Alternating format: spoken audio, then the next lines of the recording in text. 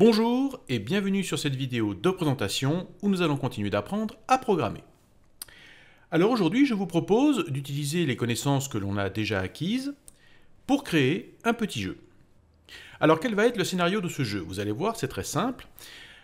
Nous allons imaginer une petite histoire. Il y a une princesse qui a été enfermée dans un donjon et ce donjon est bien sûr gardé par un dragon. Jusque-là, rien de très original. Alors sur notre interface, ce que nous allons faire, c'est que nous allons mettre 3 portes. Derrière une de ces portes va se trouver la princesse. Derrière une autre porte va se trouver le dragon. Et enfin, sur la troisième porte, il n'y aura rien. Donc, le joueur a une chance sur 3 de trouver la princesse ou de tomber sur le dragon.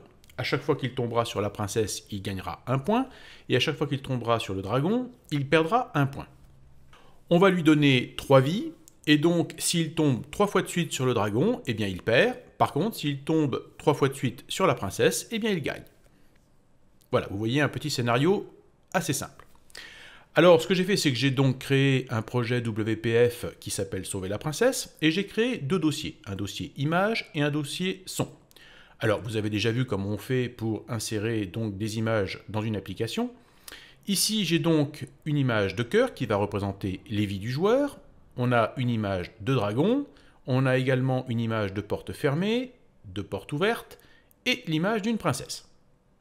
Ensuite, j'ai créé un dossier son, avec des applaudissements, un petit bruit de bisous pour la princesse, un bruit de monstre pour le dragon, et enfin des rires lorsque l'on a perdu.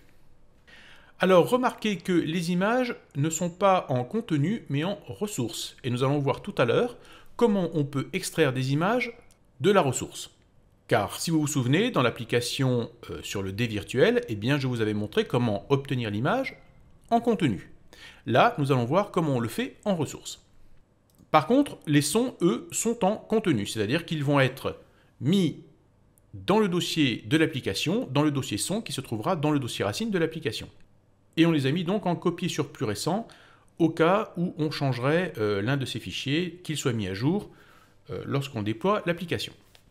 Pour ressources, il y a marqué ne pas copier, tout simplement parce que ça n'a aucun sens, étant donné que ces fichiers seront intégrés dans les fichiers de l'application et non pas dans un dossier se trouvant à la racine de l'application. Ok, donc commençons par préparer l'interface de notre jeu. La première chose que l'on veut, c'est que la fenêtre soit fixe, c'est-à-dire on ne veut pas que l'utilisateur puisse redimensionner cette fenêtre à volonté, mais qu'elle ait une taille fixe. Donc commençons par aller dans les propriétés de cette fenêtre, donc on clique d'abord sur la fenêtre et ensuite on va, ici, vous voyez, on a can resize, donc peut être redimensionné, et ce que l'on veut, c'est no resize. Voilà une première chose. Ensuite, on va changer son titre, et on va l'appeler Sauver la princesse. Donc on fait ça dans le XAML. Voilà qui est fait. Et nous allons commencer à positionner nos portes. Donc qu'est-ce qu'il nous faut? Eh bien, il nous faut des contrôles images. Donc on va dans notre petite boîte à outils et on prend le contrôle image. Il nous en faut 3, donc on en met déjà un premier, avec un simple glisser-déplacer. Donc vous voyez qu'ici le contrôle image est arrivé sur notre fenêtre et on va le positionner un petit peu ici sur la gauche. Remarquez que les encores, c'est-à-dire les attachements ici sont à gauche et en haut. Et là nous allons aller dans les propriétés, nous allons chercher source. Et dans source, ici, nous allons mettre l'image de la porte fermée. Ce sera la position de base par défaut de la porte. Donc on va redimensionner ça proprement. Et on va en mettre 3. Donc je vais faire un simple copier-coller, donc CTRL-C, CTRL-V, CTRL-V pour l'avoir 3 fois. Et je vais positionner ça de façon équidistante. Vous voyez qu'on a d'ailleurs des petites Z à ce niveau-là pour que les choses se mettre de façon bien équidistante. Voilà, donc nos portes sont positionnées. On va maintenant leur donner des noms. Donc ici, je vais l'appeler image porte 1. Ensuite, image porte 2. Et image porte 3. Maintenant, il nous faut également indiquer le nombre de vies du joueur. Et on va utiliser pour ça les images de cœur que j'ai pris ici. Donc, je vais prendre de nouveau des contrôles images que je vais mettre en haut à gauche. Pareil ici, je vais prendre comme propriété la source et je vais mettre le cœur. On va redimensionner ça joliment. Et on va le copier 3 fois également pour représenter les 3 vies du joueur. Donc CTRL-C, CTRL-V, 1, 2, hop, et voilà, j'ai mes 3 petits cœurs qui sont prêts à représenter la vie du joueur. Et je vais également ici les renommer. Donc ici, je vais l'appeler vie 1.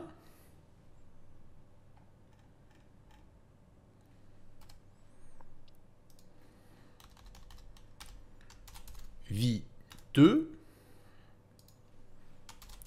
et vie 3. Et enfin pour terminer, on va mettre un bouton ici en bas qui va permettre au joueur de recommencer la partie. Donc je mets un bouton ici en bas, je l'élargis un petit peu, je le centre un petit peu comme ceci par rapport aux portes. En contrainte, je vais simplement mettre recommencer. Et pour le nom, je vais mettre bouton reset. Alors, nous allons lancer l'application pour voir déjà si notre interface se comporte correctement. Voilà, vous voyez déjà que la fenêtre n'a pas été centrée sur l'écran. Donc ça déjà, c'est quelque chose qu'on peut améliorer, que lorsque l'utilisateur va lancer l'application, eh bien, il est toujours la fenêtre au centre de l'écran.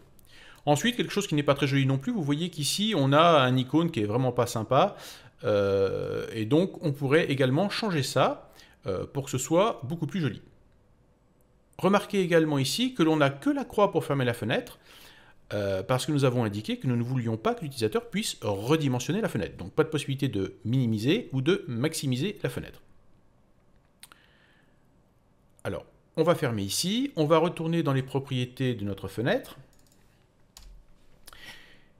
Et nous allons ici, dans Windows Startup Location, dire que nous voulons Center Screen, c'est-à-dire que la fenêtre soit centrée dès son lancement. Et enfin, nous allons changer l'icône qui n'est vraiment pas très jolie, et à la place, nous allons mettre la princesse. Nous allons cliquer sur Démarrer et voir si c'est mieux. Vous voyez que tout de suite, ma fenêtre est centrée par rapport à l'écran, et nous avons bien un joli petit icône de princesse à la place de cette icône qui était vraiment pas très jolie. Voilà, donc déjà la première étape est terminée, notre interface est prête. Passons maintenant au code. Donc nous allons passer sur la fenêtre Main Window CS, dans laquelle se trouve le code de notre Main Window, et nous allons commencer à réfléchir aux variables dont nous allons avoir besoin pour notre jeu. Ces variables, je vais les déclarer au niveau de l'objet Main Window, afin que toutes mes méthodes puissent y accéder. Souvenez-vous que lorsque l'on déclare une variable dans une méthode, cette variable n'existe que dans la méthode. Et donc elle est détruite dès que l'on sort de la méthode. Donc j'ai besoin ici d'avoir des variables qui sont accessibles par toutes les méthodes et qui n'existent que dans tout mon objet Main Window. Donc je vais devoir déclarer ces variables juste après ici l'accolade d'ouverture de mon objet Main Window. Je vais également déclarer ces variables private. Pourquoi? Tout simplement parce qu'elles n'ont pas besoin d'être accessibles en dehors de l'objet Main Window. Donc je peux les déclarer private, et c'est même conseillé, car dans le cas où vous avez des variables qui n'ont pas besoin d'être accessibles à l'extérieur de vos objets, il vaut mieux les déclarer private pour des questions simplement de performance de votre application et de ne pas générer trop de stockage dans la mémoire. Donc la première chose dont je vais avoir besoin, c'est savoir derrière quelle porte se trouve le dragon. Donc pour ça, je vais utiliser un chiffre, puisque j'ai besoin de savoir si c'est la porte 1, 2 ou 3, et je vais l'appeler cette variable porte dragon, et je vais mettre comme valeur par défaut 0, puisque pour le moment, je n'ai pas indiqué à l'application derrière quelle porte doit se trouver mon dragon.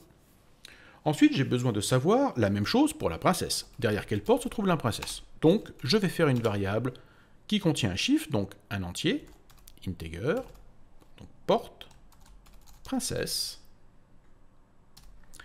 Et pareil ici, je vais mettre 0, puisque je ne sais pas encore derrière quelle porte, je vais mettre la princesse. Ensuite, je vais devoir connaître le nombre de vies de départ de mon joueur. Donc ici, je vais de nouveau encore créer une variable integer, dans lequel je vais mettre les vies, c'est-à-dire 3 vies. Donc ça, par contre, on sait qu'il y a 3 vies de base par défaut. Ensuite, j'ai besoin de compter le nombre de succès de mon joueur. Combien de fois va-t-il réussir à trouver la princesse? Et s'il arrive à un résultat de 3 succès, eh bien il a gagné. Donc, encore une fois, je fais une autre variable qui va contenir un chiffre, un entier, et je vais mettre 0, puisqu'au début du jeu, eh bien, mon joueur n'a encore aucun succès. Voilà, donc ça, ce sont nos variables de base. Maintenant, nous allons créer des méthodes. Ici, nous voyons qu'il y a déjà une première méthode qui s'appelle la méthode mainWindow, qui est en fait le constructeur qui va initialiser mon objet. Donc ça, on n'y touche pas pour le moment, on verra un petit peu plus tard ce que l'on peut faire avec. Donc à chaque fois que mon joueur va cliquer sur une des portes, je veux pouvoir à chaque fois rebattre les cartes, c'est-à-dire de nouveau déplacer mon dragon et ma princesse pour les mettre derrière une porte différente. Donc je vais créer une méthode que je vais appeler resetPort. Donc private void resetPort.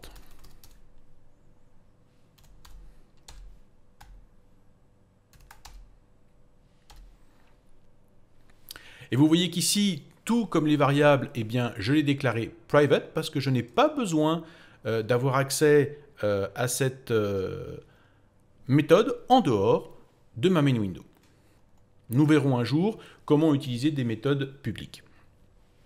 Donc dans cette méthode, qui va nous permettre donc de remettre à zéro les portes et de redistribuer les cartes, je vais devoir d'abord m'assurer que les portes soient de nouveau toutes en position fermée.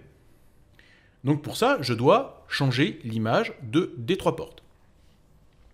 Donc je vais créer ici, on l'avait vu aussi avec l'application du dé virtuel,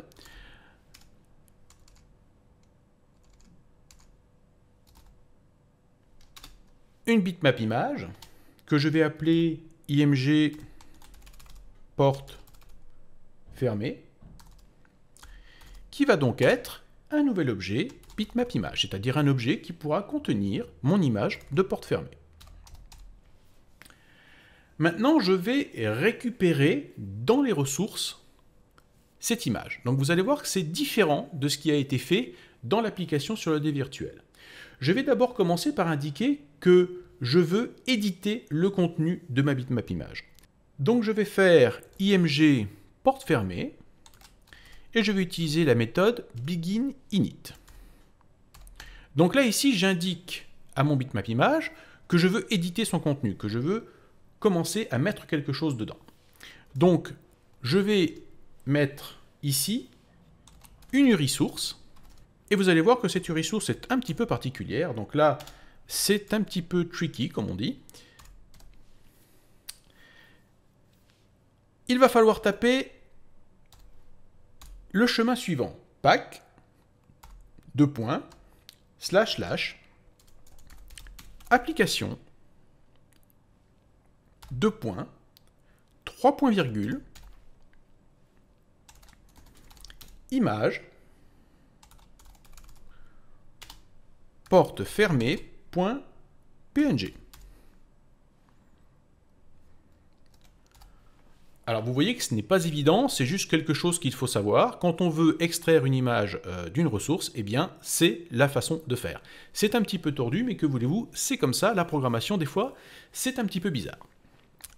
Donc ici, on va faire URIKInd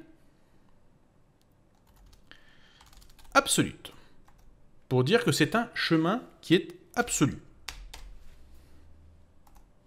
Voilà, donc ça c'est une petite astuce qu'il faudra que vous conserviez quelque part. Donc en fonction que vous utilisez donc une image qui est en contenu, eh bien utilisez la méthode que je vous ai montrée dans le dé virtuel. Et si c'est une image qui est dans les ressources, eh bien utilisez cette façon de faire. Voilà, les deux fonctionnent, à vous de voir celle que vous préférez. Donc maintenant que j'ai indiqué cette URI source de mon image, je vais pouvoir dire à mon image que j'ai fini en fait de l'éditer, et je vais dire end init. Voilà, donc maintenant, j'ai mon image porte fermée qui se trouve bien dans mon bitmap image. Donc maintenant, je vais pouvoir utiliser image porte 1 et lui donner comme source l'image de la porte fermée.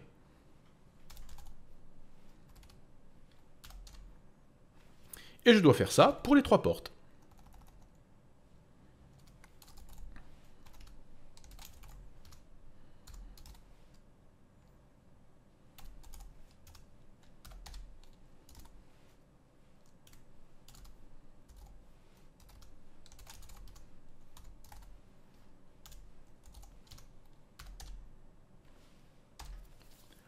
Voilà, donc là, je me suis déjà assuré que toutes les portes sont à nouveau fermées. C'est-à-dire que le joueur a déjà cliqué sur une porte qui est en position ouverte. Là, je remets toutes les images, portes fermées, sur toutes les portes. Ensuite, eh bien, il faut que je mette derrière une des portes le dragon, derrière une autre porte la princesse, et enfin, il y a une porte derrière laquelle il n'y a rien. Alors, je vais utiliser, eh bien, comme on l'a fait pour le dé virtuel, un objet random, que je vais appeler RND.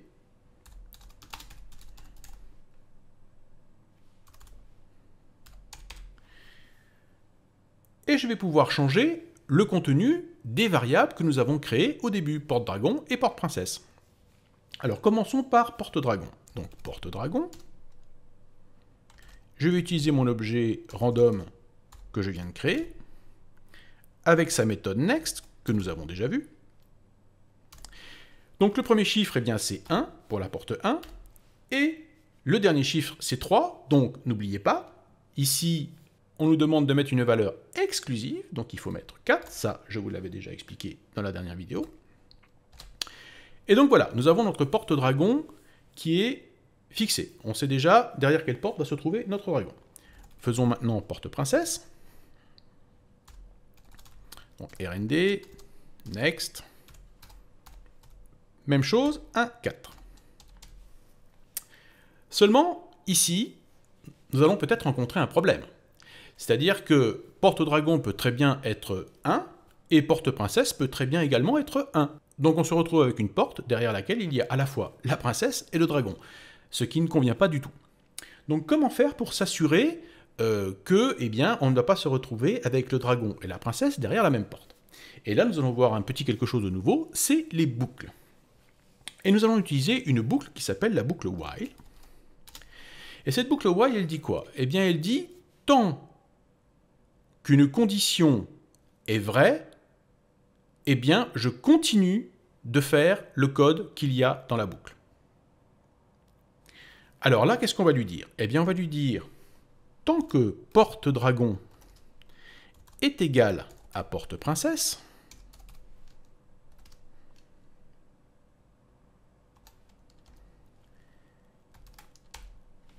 eh bien, fais ce code-là. Et ce code-là, c'est quoi? Eh bien, on lui demande de changer la princesse de place. Voilà, donc ce code ici recommencera indéfiniment tant que porte dragon sera égal à la porte princesse. Donc attention parce que les boucles while, ça peut être un piège. Imaginez par exemple que le code que j'ai mis ici ne permette jamais que cette condition soit fausse. Eh bien, ça veut dire qu'on ne sortirait jamais de la boucle. Ça veut dire aussi que votre application, eh bien, elle ne s'arrêterait jamais, elle se figerait en fait, c'est-à-dire que vous ne pourriez même plus cliquer sur les boutons ni quoi que ce soit, elle va se figer, votre application. Donc quand on fait des boucles de ce type-là, while, il faut bien s'assurer que le code qui est dans la boucle permette bien d'en sortir. Donc là, il y a peu de chances qu'on reste coincé dans la boucle, hein, puisque tôt ou tard, on va finir par avoir un nombre différent de celui du dragon. Et donc, ici, cette condition ne sera plus vraie et on va sortir de la boucle. Mais méfiez-vous des boucles, parfois, ça peut carrément figer votre application. Voilà, donc on a fini cette méthode resetPort qui va nous permettre de remettre toutes les portes à 0 et de rebattre les cartes.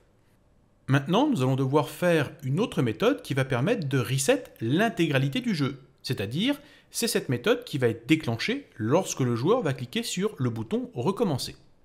Alors, on va créer une autre méthode qui va s'appeler private void reset. Et celle-là va donc s'occuper de reset l'intégralité du jeu. Alors, qu'est-ce qu'elle va faire? Eh bien déjà, la première chose qu'elle va faire, c'est remettre les portes à 0. Et ça, eh bien, c'est génial parce qu'on vient de faire juste la méthode qui permet de faire ça. Donc, eh bien, on va simplement appeler cette méthode. On fait reset porte. Et voilà, nous allons appeler automatiquement le code qu'il y a dans cette méthode. Vous voyez, c'est ça qui est formidable avec la programmation orientée objet. C'est qu'une fois qu'on a fait une méthode qui fait quelque chose, eh bien, on peut l'appeler n'importe où dans notre objet. Donc, première chose, on remet nos portes à 0. Ensuite, qu'est-ce qu'il faut? Eh bien, remettre les succès à 0, car notre joueur repart pour une nouvelle partie, et donc, on doit remettre ses succès à 0. Et on doit également lui redonner ses vies. Donc, on lui remet ses vies à 3. Mais si on lui remet ses vies, ça veut dire également qu'il faut que tous les petits cœurs soient de nouveau dans les images de cœurs, car on va faire disparaître les cœurs au fur et à mesure que le joueur va perdre ses vies. Donc l'objectif ici, vu qu'on repart pour une nouvelle partie, c'est que tous les cœurs soient de nouveau apparents. Donc eh bien, on va utiliser le même code qu'on a utilisé ici, pour les portes. Donc on va faire un simple copier-coller de ce code. Mais au lieu de l'appeler image porte fermée, eh bien on va lui changer son nom. Je vais faire un clic droit et je vais faire renommer. Et vous voyez qu'ici, ce qui est bien avec cette interface, c'est qu'il nous met tous les noms de cet objet en vert. Ce qui fait que si je change le nom de l'objet, il va être changé partout ailleurs. Donc je vais l'appeler img vie. Je vais appliquer et vous voyez que tout a été changé partout. Ici, l'image, eh bien, c'est le cœur. Donc je change ici simplement le nom de l'image. Et enfin, ce n'est pas sur les portes qu'il faut mettre le cœur, mais sur les images vie. Donc image vie 1. Alors là, je vais être un petit peu paresseux, je vais faire des copier-coller et simplement changer le chiffre.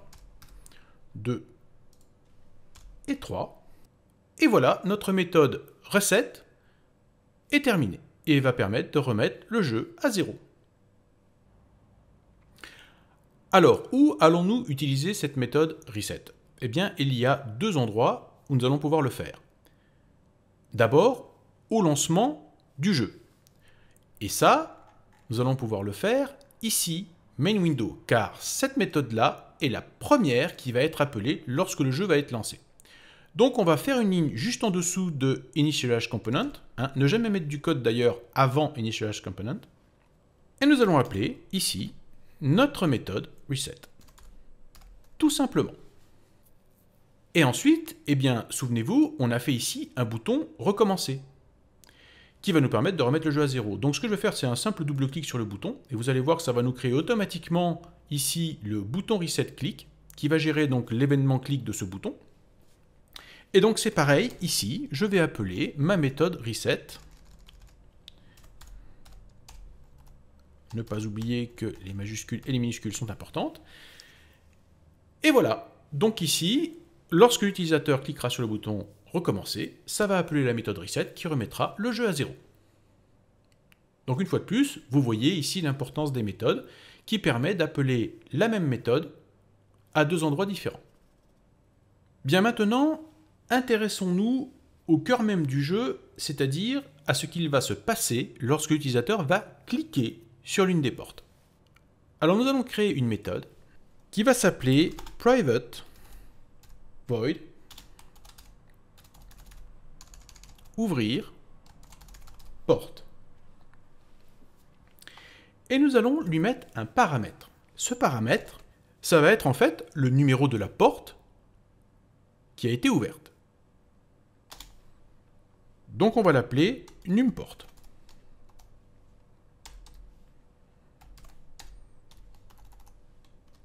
Voilà, à la différence de reset ou de reset porte, cette méthode-là devra avoir un paramètre. On devra lui fournir un paramètre pour indiquer en fait quelle est la porte qui a été ouverte.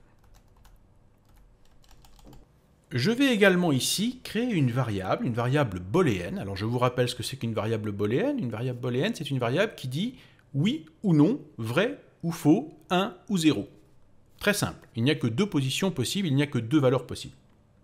Et cette variable booléenne, en fait, va me permettre de savoir si l'utilisateur, le joueur, a trouvé ou non quelque chose, car souvenez-vous, il y a une porte derrière laquelle il n'y a rien.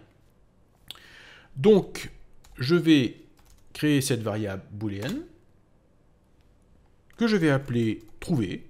Alors attention, je n'utilise pas d'accent, il ne faut jamais utiliser d'accent en programmation.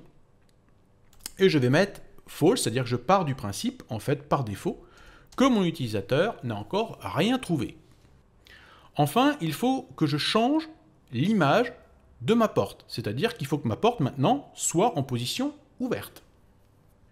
Donc je vais utiliser exactement le même code que j'ai utilisé pour reset porte et reset, c'est-à-dire ce code qui permet de changer l'image de porte ouverte. Donc ici j'ai fait un copier-coller pour aller un petit peu plus vite, puisque vous commencez maintenant à comprendre comment ça fonctionne. Donc ici, image porte ouverte pour contenir l'image donc dans l'objet bitmap image. Et enfin, je charge donc l'image de la porte ouverte dans mon bitmap image.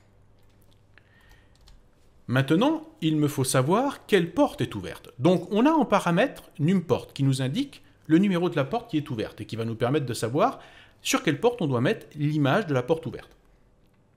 Alors je pourrais faire des if porte numéro 1, if porte numéro 2, if porte numéro 3, etc. Mais dans ce cas présent, je trouve que c'est plus intéressant d'utiliser switch plutôt que if. Je vous avais présenté switch dans les vidéos précédentes.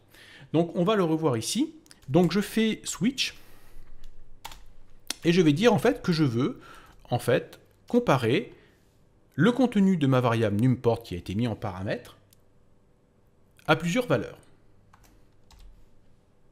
Donc j'ouvre ici avec une accolade mon switch, et je vais dire case 1, 2 points, et break.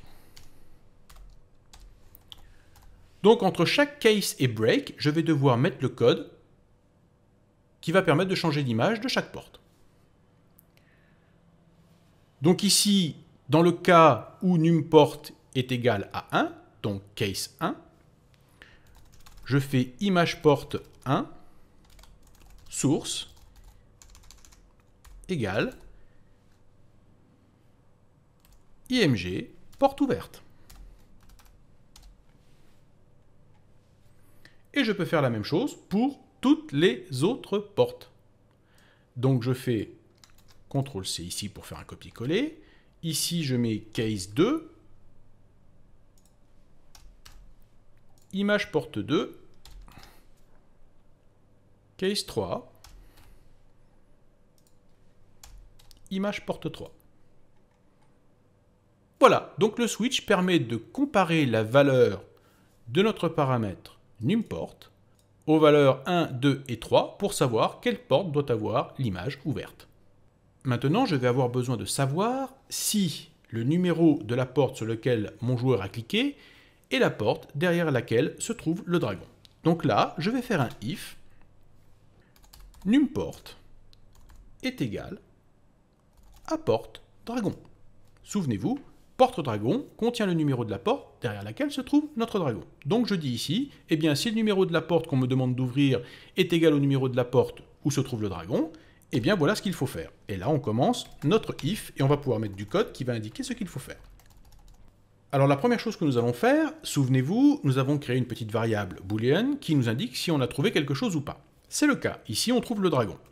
Donc, trouver égale true. On va la mettre comme étant vrai.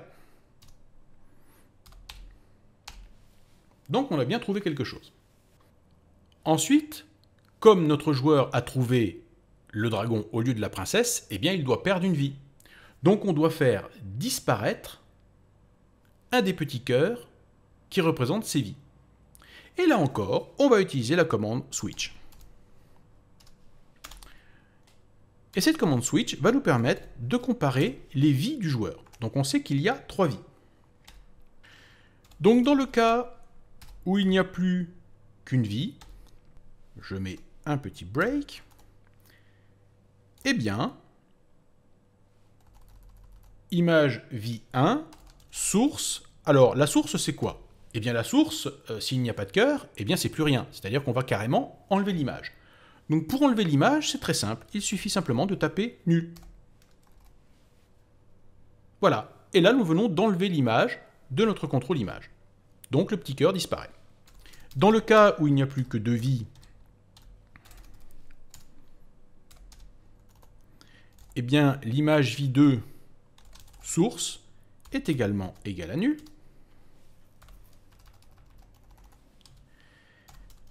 Et dans le cas où il n'y a que 3 vies, eh bien l'image 3 source est égale à nul. Ne pas oublier le break. Voilà. Donc là, je vous rappelle qu'on est toujours dans notre condition if ici. Tout ce code ici ne va se déclencher que si cette condition est remplie. Numport égale porte-dragon. Maintenant que nous avons fait disparaître le petit cœur qui représente la vie, eh bien il faut décrémenter le nombre de vies. Souvenez-vous qu'on a une variable qui contient donc le chiffre qui représente le nombre de vies. Alors j'ai 2 possibilités. Soit je fais vie égale vie moins 1, ce qui marche très bien. Soit, parce que je suis un peu paresseux, je vais faire beaucoup plus court et je vais faire vie moins égale 1. Donc là, j'enlève une vie. Donc si par exemple notre joueur avait 3 vies, on n'en est plus qu'à 2 maintenant. Et maintenant, ce qui serait sympa, eh bien, c'est d'afficher notre dragon pour faire peur à notre joueur qui vient de libérer le dragon en ouvrant la porte. Alors comment allons-nous faire ça? Eh bien, je vous propose de voir comment créer une autre fenêtre que nous allons appeler, qui va se mettre en plein écran et qui va afficher le dragon. Alors nous allons créer un nouveau dossier en cliquant ici sur Sauver la princesse, Ajouter, Nouveau dossier. Et nous allons l'appeler Windows. Comme je vous l'avais expliqué, il est important de créer des dossiers pour bien séparer les différents éléments de votre projet et de ne pas tout mélanger. Il ne faudrait pas que les Windows soient au milieu des sons ou des images. Bien séparer tous les types de fichiers que vous allez utiliser, tous les types d'objets que vous allez utiliser. Car quand vous aurez des gros projets, croyez-moi, ça sera très vite le bazar si vous ne faites pas ça. Ensuite, dans ce dossier Windows, eh bien, nous allons faire un clic droit, Ajouter et Fenêtre. Donc ici, vous voyez qu'il nous a donné comme nom Windows 1 XAML. Nous allons appeler cette fenêtre Windows Dragon XAML. On clique sur Ajouter. Et vous voyez que nous avons une fenêtre toute fraîche qui est prête à être utilisée. Alors, on veut que cette fenêtre déjà s'affiche sur tout l'écran. On veut un No Resize. Startup Location, on va mettre Center Screen. Mais Windows State, et c'est là que c'est important, on va mettre Maximized. Donc on veut que lorsque cette fenêtre va être appelée, elle soit sur toute la surface de l'écran. Ensuite, eh bien, on va simplement mettre une image dans cette fenêtre que l'on va mettre sur toute la surface de la fenêtre. Et comme source de ce contrôle image, nous allons mettre le dragon. Alors maintenant, comment instancier cette fenêtre et l'ouvrir depuis notre code de main window? Donc, nous sommes toujours ici dans notre if. Et juste en dessous de vie moins égale 1, nous allons instancier notre fenêtre. Et nous allons taper window, parce que c'est un objet window que l'on veut déclarer ici. On va l'appeler WinDragon. Et nous allons mettre égal new Windows Dragon. Et voilà, nous venons d'instancier notre objet Windows Dragon. Nous venons de la créer en mémoire. Maintenant que nous avons instancié cet objet Windows Dragon, eh bien nous allons devoir l'ouvrir pour que l'utilisateur puisse voir la fenêtre à l'écran. Donc comment on fait ça? Vous allez voir, c'est très simple. On prend donc notre objet WinDragon qu'on vient de créer, et on va appeler sa méthode show. Mais vous allez voir qu'il y a deux méthodes show. Il y a une méthode show et showDialog. Quelle est la différence entre ces deux méthodes? Eh bien, la méthode show va permettre à cette fenêtre d'être totalement indépendante de sa fenêtre parent qui est Main Window. C'est-à-dire que vous allez pouvoir recliquer sur la Main Window et la faire revenir devant. Elle va être complètement indépendante. Alors que si je fais Show Dialogue, eh bien à ce moment-là, vous ne pouvez plus aller sur la fenêtre parent qui est derrière, et Show Dialogue va attendre une réponse de votre part. Et c'est ça un petit peu qui nous intéresse. C'est-à-dire qu'on va vouloir que cette fenêtre s'ouvre, et on veut qu'il y ait une action d'utilisateur pour qu'elle se ferme, pour que la Main Window reprenne de nouveau la main. Donc on va utiliser plutôt Show Dialogue. Voilà, c'est tout. Bien, vous voyez que si je lance mon application maintenant et que je clique sur les portes, il ne se passe toujours rien. Pourquoi? Eh bien tout simplement parce que je n'appelle nulle part ma méthode ouvrir porte. Vous voyez qu'ici d'ailleurs il est marqué 0 référence. Donc il faut que lorsque mon utilisateur clique sur l'une des 3 portes, on appelle cette méthode ouvrir porte. Alors comment on va faire ça? On va aller donc sur le XAML, on va aller sur la première porte. Et nous allons voir s'il existe par exemple une méthode click. Alors je vais faire click comme ça, et vous voyez qu'il n'y en a pas. Il n'y a pas de méthode click, ce n'est pas un bouton, c'est un contrôle image. Alors comment faire pour détecter lorsque l'utilisateur va cliquer sur cette image? Alors j'aurais pu utiliser un bouton dans lequel j'aurais mis une image comme contenu, et à ce moment-là j'aurais pu utiliser effectivement l'événement clic de ce bouton, mais justement pour vous montrer qu'il y a d'autres façons, d'autres méthodes qu'il est possible d'exploiter pour obtenir ce que l'on veut, j'ai préféré laisser une image simple, et vous allez voir qu'on peut très bien détecter ce que fait la souris sur cette image. Et pour ça, on va utiliser des événements qui s'occupent de la souris, c'est-à-dire mouse. Alors vous voyez qu'on en a plein, il y a mouse down, mouse enter, mouse leave, etc. Alors si on prend par exemple mouse down, eh bien mouse down c'est un événement qui va donc détecter le clic de la souris, mais ça peut être le clic gauche comme le clic droit. Or là, ce qui nous intéresse, c'est plutôt de savoir que c'est le clic gauche qui a été pressé. Alors on pourrait utiliser mouse down en mettant du code à l'intérieur qui nous indique lequel des 2 boutons a été cliqué. Mais pour s'éviter d'avoir à taper du code, vous voyez qu'ici, on a tout simplement une méthode qui s'appelle mouse left button down. Donc on sait déjà qu'ici, ça va être un événement qui va être déclenché lorsque le bouton gauche de la souris va être cliqué. Donc c'est cet événement que l'on va utiliser. Et nous allons cliquer ici sur Nouveau gestionnaire d'événements qui va nous créer automatiquement le code. Donc vous voyez que ça nous a créé la méthode image port 1 mouse left button down.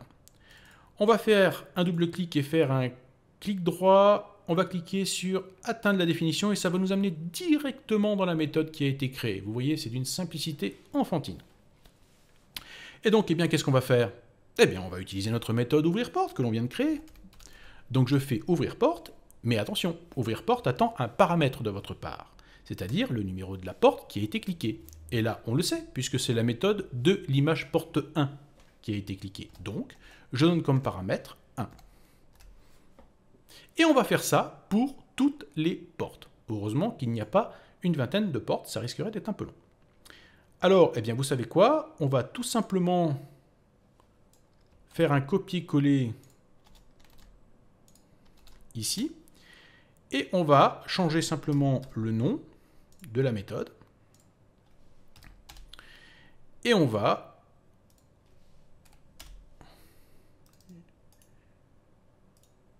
faire la même chose. Ouvrir ici porte 2.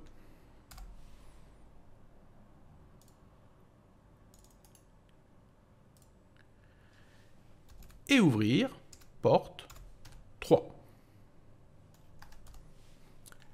Maintenant, si vous regardez votre méthode ouvrir porte, vous voyez qu'ici on nous indique qu'il y a bien 3 références de cette méthode. Donc on sait qu'il y a 3 endroits dans notre code où est appelée notre méthode ouvrir porte.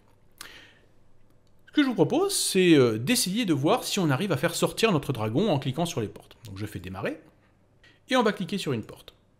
Et vous voyez qu'on a notre dragon ici. Le problème, c'est qu'il est tout petit. On aimerait bien qu'il soit sur toute la surface de la fenêtre. Donc, on va revenir dans notre Windows Dragon, image. Et vous voyez qu'ici, en fait, on a des espèces de petits maillons, en fait, qui permettent de voir où est accrochée l'image. Et vous voyez que l'image est accrochée en haut et à gauche, mais pas en bas et à droite. Donc, ce que je vais faire, c'est que je vais cliquer ici sur ces petits maillons qui vont l'accrocher également en bas et à gauche. Ce qui veut dire quoi? Ce qui veut dire que maintenant, qu'elle est accrochée sur les bords de ma fenêtre, lorsque la fenêtre va changer de taille, eh bien le contrôle image va également lui aussi changer de taille. On va recliquer sur démarrer. Je vais cliquer sur une des portes, là il n'y a rien, là il n'y a rien non plus, et là il y a mon dragon. Et vous voyez que tout de suite mon dragon a pris toute la surface de l'image et il fait bien plus peur maintenant. Très effrayant. Et remarquez également que nous avons bien nos portes qui se sont ouvertes. Regardez également, nous avons un cœur qui a disparu. Nous avons bien perdu une vie parce que nous avons trouvé le dragon. Donc jusque-là, notre code fonctionne très bien. Voyons voir la suite. Maintenant que nous avons fait le code qui permet de détecter s'il y a le dragon derrière la porte, il nous faut également maintenant le code qui permet de détecter si c'est la princesse qui est derrière la porte. Donc nous allons retourner à notre méthode ouvrir porte et continuer nos petites conditions if. Donc ici, eh bien, même chose que pour le dragon, sauf que c'est pour la princesse, c'est-à-dire si le numéro de la porte est égal au numéro de la porte de la princesse, alors que fait-on? Eh bien, là encore, comme pour le dragon, on va indiquer qu'on a bien trouvé quelque chose. Donc on va mettre notre valeur booléenne à true. Vous verrez l'utilité tout à l'heure de cette valeur booléenne qu'on va utiliser un peu plus bas. Ensuite, eh bien, donc, notre joueur a trouvé la princesse. Donc, on peut ajouter un succès. Donc, on va prendre notre variable succès, et on va faire comme pour les vies, sauf que là, on fait plus égale 1, et on rajoute un succès à la variable succès. Donc, on fait ce qu'on appelle une incrémentation. Et puis maintenant, eh bien, ça serait bien si on pouvait, comme pour le dragon, afficher la princesse dans une fenêtre. Eh bien, on va faire exactement la même chose. Donc, je fais un clic droit sur mon dossier Windows, ajouter, fenêtre. On va l'appeler Window Princess.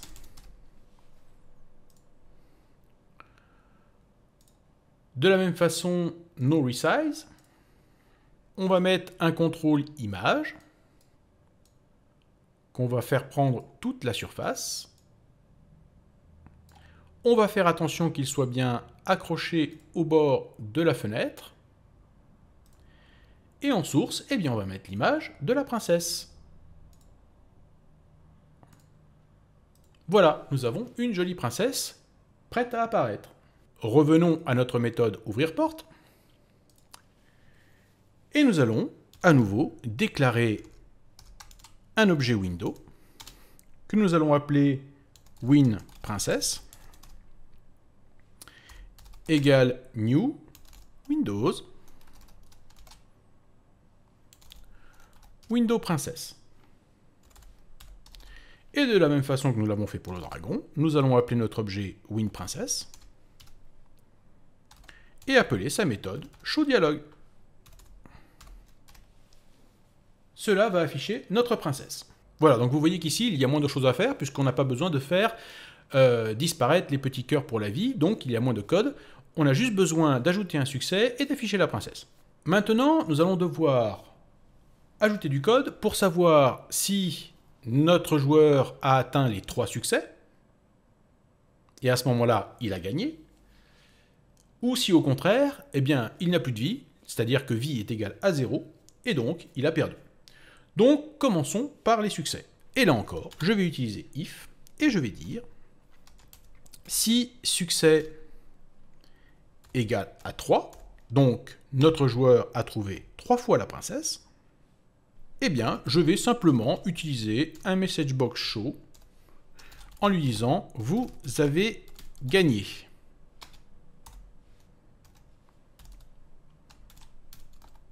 Voilà. Donc, en message button, on va mettre simplement OK.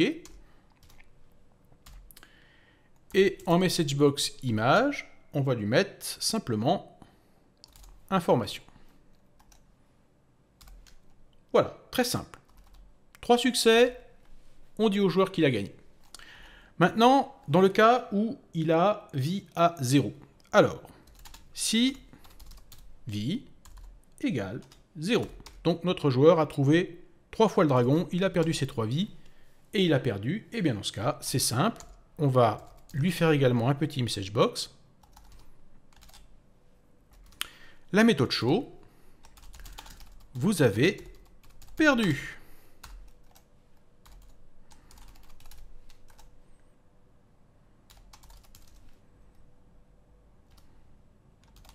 Avec un bouton OK. et un message box image, information. Voilà, très simple. Maintenant, la troisième possibilité et dernière possibilité, c'est qu'il n'a ni gagné ni perdu, il est toujours en cours de jeu. Et il va falloir donc remettre les portes à zéro et changer l'emplacement du dragon et de la princesse. Alors là, nous allons faire une condition qui est un petit peu plus compliquée. C'est-à-dire que l'on va dire, si les succès sont inférieurs à 3, c'est-à-dire que notre joueur n'a toujours pas gagné. Si ses vies sont supérieures à 0, donc il n'a pas gagné et il n'a pas perdu non plus, donc il est toujours en cours de jeu. Et si il a trouvé la princesse ou le dragon, et c'est là où rentre en jeu notre variable trouvée, la variable booléenne, donc s'il a bien trouvé quelque chose, c'est-à-dire que la porte n'est pas vide, alors on va pouvoir remettre les portes à 0. Et on va utiliser notre méthode resetPort, que l'on va appeler tout de suite. Donc cette condition est importante ici parce que soit le joueur va tomber sur le dragon et la princesse et à ce moment-là il va falloir remettre les portes à 0, soit il est tombé sur une porte vide. Et là il ne faut pas remettre les portes à 0, c'est-à-dire qu'il faut attendre que le joueur clique sur l'une des deux portes restantes. Bien, et bien ce que je vous propose maintenant c'est de tester notre jeu. Donc on va cliquer sur démarrer et on va cliquer sur l'une des portes. On tombe sur le dragon, on n'a pas de chance, je ferme la fenêtre, vous voyez qu'on a perdu une vie, toutes les portes sont de nouveau fermées. Je clique sur une autre porte, je tombe de nouveau sur le dragon, j'ai perdu une autre vie.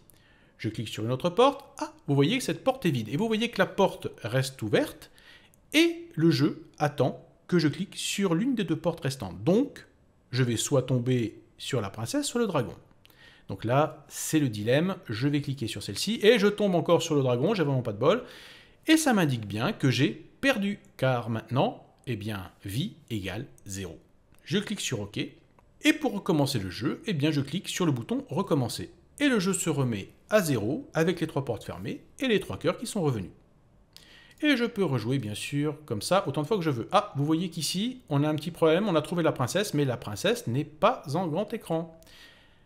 Donc il va falloir que j'aille sur ma fenêtre princesse. J'ai dû certainement oublier de mettre la propriété ici Windows State sur Maximized. Et je vais également mettre Windows Startup Location sur Center Screen. C'est pas très utile vu qu'en étant Maximized, ça ne se verra pas. Mais bon, qui peut le plus, peut le moins. Alors vous avez remarqué aussi quelque chose, c'est que l'utilisateur, à chaque fois qu'il y a le dragon ou la princesse qui apparaît, eh bien, il est obligé d'aller cliquer sur la croix de la fenêtre pour fermer la fenêtre. Ça va être un petit peu pénible pour le joueur. Ce qui serait bien, c'est qu'il ait juste besoin de cliquer sur la princesse ou le dragon pour que la fenêtre se ferme. Et vous allez voir que ça, eh bien, c'est très facile à faire. Donc, qu'est-ce qu'on va faire? On va aller sur, ici, l'objet image. Et de la même façon que l'on a fait ça pour les portes, eh bien, je vais utiliser l'événement mouse left button down. On va créer cette méthode et on va aller sur atteindre la définition. Et là, ce que je veux, c'est quand l'utilisateur va cliquer sur la princesse ici, eh bien que la fenêtre se ferme. Donc, ce que je vais faire, c'est je vais dire 10. Alors, je vous rappelle ce que veut dire ce mot 10, que l'on a vu si vous avez regardé la vidéo que j'ai fait sur MonoDevelop. 10, en fait, représente l'objet principal qui est ici Window Princess. Notre objet Window. 10 représente l'objet de base, ici, Window Princess. Donc, je vais simplement dire 10 et je vais utiliser la méthode close qui va fermer la fenêtre, tout simplement. Donc, je dis, ben, cette fenêtre, tu la fermes. Et je vais faire la même chose pour mon dragon. Donc, je vais aller sur ma fenêtre de dragon, je vais faire mouse left button down, nouveau gestionnaire d'événements, je vais aller sur la définition, et je vais dire également ici, this close. Ok, voyons voir si ça marche. Je clique sur une porte, ah, elle est vide. Je clique sur une autre porte, j'ai le dragon. Et maintenant, si je clique sur le dragon, eh bien la fenêtre se ferme. Et vous voyez que c'est beaucoup plus simple pour l'utilisateur, j'ai perdu une fois de plus, que d'aller cliquer sur vous voyez que ça marche aussi pour la princesse, sur la croix qui est en haut à droite. Ça oblige à chaque fois l'utilisateur à bouger sa souris par rapport aux portes qui ne sont pas situées au même endroit, puisque nos portes s'affichent au centre de l'écran, alors que la croix est tout à fait en haut à droite. Donc ça oblige l'utilisateur à chaque fois à faire des mouvements avec sa souris. Très pénible. Donc là, eh bien, il a simplement besoin de cliquer, et vous voyez que là, cette fois-ci, j'ai gagné. Il a simplement besoin de cliquer sur l'image, et ça marche très bien. Bien, maintenant, je vous propose de rajouter un petit peu de fun à notre jeu en y rajoutant du son. Car un bon jeu, ça doit avoir un peu de son pour le rendre beaucoup plus fun. Et vous allez voir que ça change tout de suite le fun du jeu. Voyons voir comment faire du son. Comme je vous l'ai dit en début de vidéo, j'ai donc mis ici dans un dossier son les différents sons que je vais utiliser dans mon jeu. Donc on va commencer déjà par la main window. Parce que, en fait, je veux que lorsque mon joueur gagne, eh bien, il y ait des applaudissements. Et lorsqu'il perd, eh bien, qu'il ait un petit rire moqueur. Alors, bien sûr, vous vous en doutez, il y a un objet qui permet de jouer du son en C#. Alors, où allons-nous déclarer cet objet? Alors, je vais déclarer ces objets qui permettent de jouer du son au niveau de l'objet MainWindow et au niveau de l'objet également WindowDragon et WindowPrincess. Et pas dans une méthode. Pourquoi je ne vais pas déclarer ces objets dans les méthodes? Eh bien, parce que n'oubliez pas que les objets ou les variables dans les méthodes sont détruits dès que l'on sort de la méthode. Si vous avez un son qui joue par exemple pendant 1 minute, eh bien vous avez de fortes chances que votre objet en fait soit détruit lorsque vous sortez de la méthode, et donc votre son sera coupé. Donc votre son ne va pas jouer intégralement, il va peut-être jouer au début, puis couper. Donc, pour éviter ce genre de phénomène, ce que l'on fait, c'est que l'on déclare les objets qui jouent du son ou même de la vidéo en dehors des méthodes, pour être sûr que cet objet dure jusqu'au bout de son play. Donc, allons-y pour créer les objets qui vont faire du son. Donc, private, system, media, sound player. On ne peut pas plus explicite. Hein, donc, vous voyez qu'on a un objet sound player ici qu'on va pouvoir utiliser. Et vous voyez que là également, cet objet, je l'ai déclaré privé. Je vais l'appeler rire, donc ça va être le rire qui va être joué lorsque le joueur va perdre. Et donc, je vais instancier, toujours avec mot-clé new, je vais instancier cet objet. Donc, je vais faire un new sound player, pardon, media, sound player. Et donc, souvenez-vous, ici, les sons ne sont pas en ressources, mais en contenu. C'est-à-dire que les fichiers vont être dans un dossier qui sera à la racine du dossier de votre application. Donc, nous allons aller récupérer ces fichiers sons exactement comme on l'a fait pour les images dans l'application de DVirtual. Donc, c'est-à-dire que je vais utiliser ici AppDomain, Current Domain, Base Directory, pour obtenir le dossier racine de mon application. À ça, je vais rajouter le chemin de mon dossier son et de mon fichier Wave. Alors pour ce faire, je vais faire un petit arrobase qui va indiquer qu'ici c'est un chemin que je vais taper pour qu'il puisse accepter ici les anti-slash. Et je vais faire son, rire, wave, puisque c'est le nom de mon fichier son. Et je mets un point virgule pour terminer ça. Voilà pour le premier son du rire. Maintenant, j'ai fait également un son d'applaudissement pour que les villageois puissent applaudir et acclamer le pro-chevalier que vous êtes lorsque vous aurez trouvé la princesse. Donc, ici encore, je vais utiliser un autre objet Media Sound Player que je vais appeler applaudissement et qui est donc un nouvel objet System Media Sound Player. Et là, eh bien, même chose. Alors, je vais encore jouer mon paresseux et je vais faire un copier-coller. Et donc, applaudissement, wave. Voilà, j'ai créé mes deux objets. Alors maintenant, à quel moment on va jouer ces sons? Eh bien, souvenez-vous, dans notre méthode ouvrir porte, nous avons ici deux conditions qui disent en fait si le joueur a gagné ou si le joueur a perdu. D'ailleurs, tenez, on va en profiter ici pour faire un commentaire. On va faire 2/ et on va taper le joueur a perdu. Et ici, on va mettre un autre commentaire. Pardon, c'est l'inverse, le joueur a gagné. Et le joueur a perdu. Ça, c'est une bonne habitude que vous pouvez prendre, c'est de commenter votre code pour vous souvenir à quoi servent vos conditions, à quoi servent vos méthodes, etc. Donc, pensez-y de temps en temps à bien commenter comme ça votre code. Ça vous permettra de vous y retrouver quand vous aurez 300 000 ou 400 000 lignes de code plus tard. Donc ici, lorsque le joueur a gagné, eh bien, il faut jouer donc les applaudissements. Donc, je me mets juste après l'accolade ici. Je vais utiliser mon objet applaudissement, qui, je vous le rappelle, est accessible donc sur toutes les méthodes, puisqu'il est déclaré cet objet au niveau de notre classe MainWindow. Et je vais utiliser, eh bien, tout simplement, une méthode qui s'appelle play, et qui va lancer le son.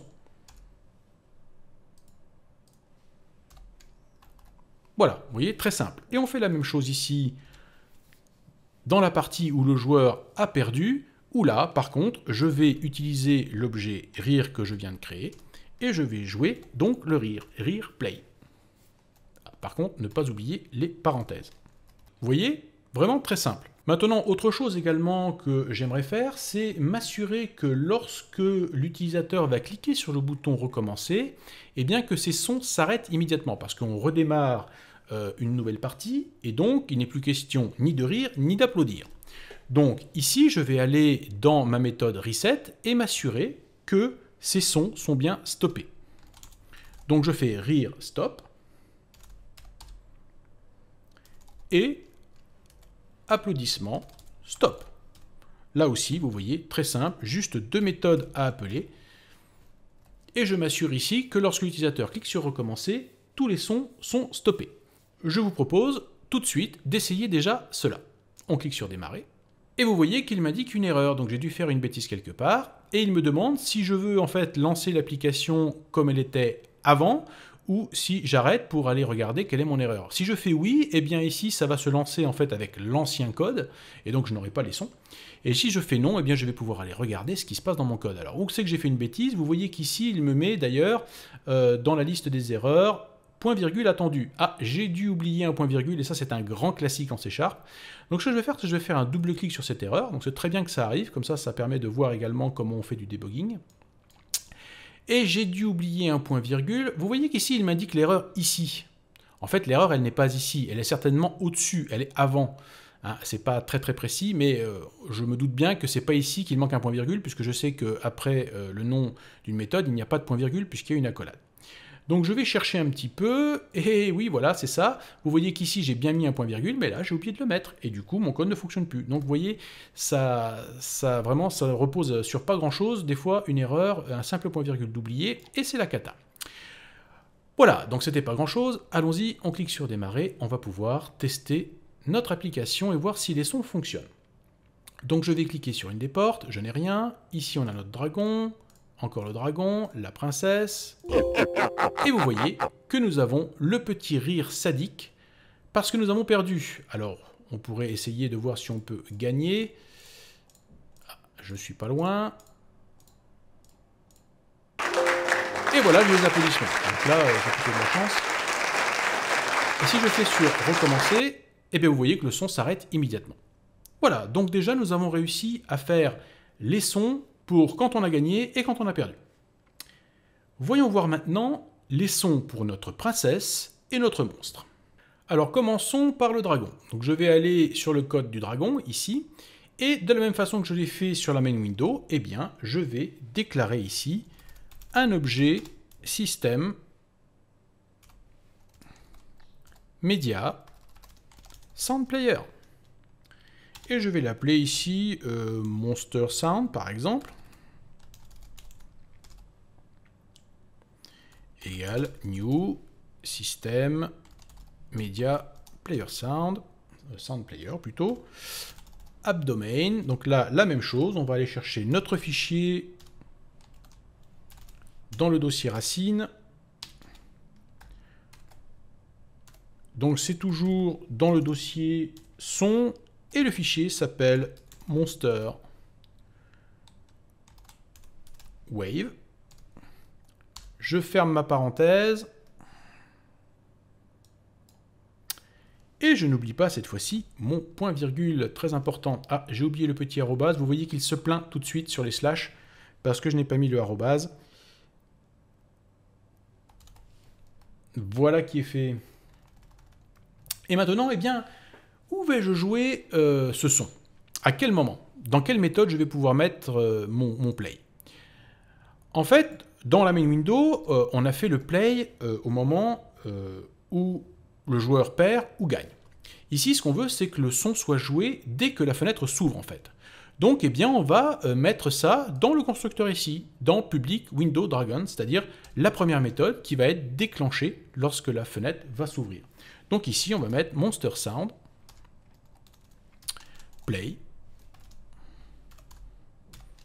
et voilà, ça va nous jouer donc le son du monstre lorsque la fenêtre dragon va s'ouvrir.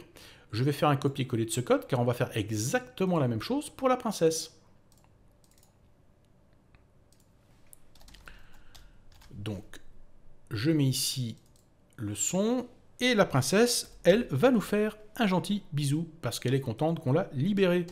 Et je vais faire donc ici, donc ça va, on va pas l'appeler Monster Sound quand même, hein, ça serait pas gentil pour la princesse. Donc on va l'appeler Kiss Sound, et on va l'appeler ici Kiss Sound Play. Toujours pareil, dans la méthode public window princesse.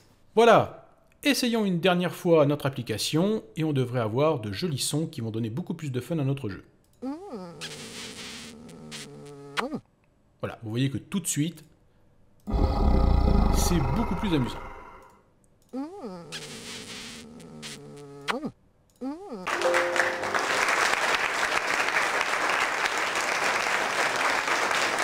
Voilà, nous avons terminé notre petit jeu. Alors bien sûr, je vous laisse bien sûr le plaisir de modifier, car à partir de ce simple code, vous pouvez faire beaucoup d'autres choses. Par exemple, ici nous avons mis 3 petits cœurs pour les vies, mais vous pourriez aussi mettre 3 petites étoiles qui représentent les succès, pour afficher les succès. Également, vous pourriez très bien faire afficher un monstre aléatoire et changer de façon aléatoire l'image du monstre. Vous pourriez également changer le son, pour que chaque monstre ait son son à lui, et faire quelque chose de beaucoup plus effrayant. Vous savez, ces images qui apparaissent sur l'écran à toute vitesse avec un cri, quelque chose de très effrayant. Donc si vous voulez faire peur à votre petit frère ou à votre petite sœur, c'est le truc idéal, quoi, hein. Derrière la porte, déclenchez le monstre, et hop, on fait un saut de 1 mètre sur sa chaise. Voilà, donc vous pouvez faire beaucoup de petites blagues sympathiques avec ce genre de jeu. Et puis pourquoi pas, vous pouvez également ajouter des portes. Au lieu de 3 portes, vous mettez 6 portes, vous mettez plus de vie, vous mettez moins de vie.